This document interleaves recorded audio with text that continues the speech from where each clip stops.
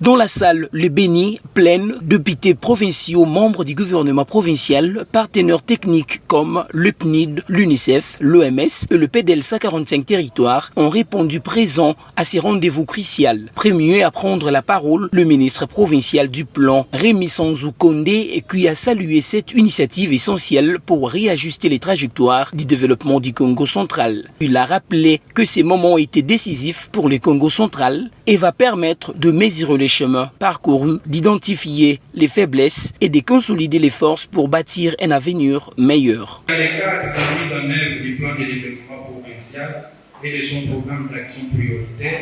nous avons l'obligation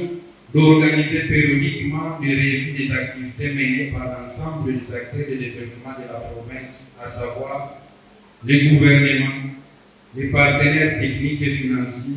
les secteurs privés, ainsi que les organisations de la société civile, afin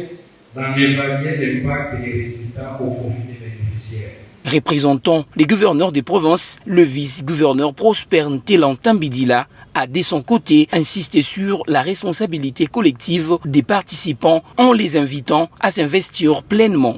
À travers l'élaboration du programme quinquennal de relance du développement durable de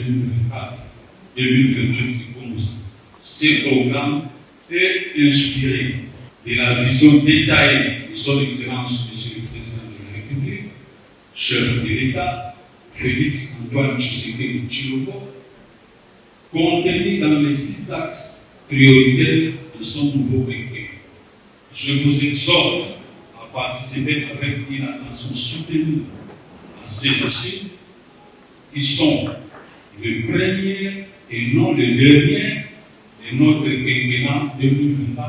2024-2028. Au nom de son Excellence, Monsieur le gouverneur de la province du Congo central en mission, je déclare ouvert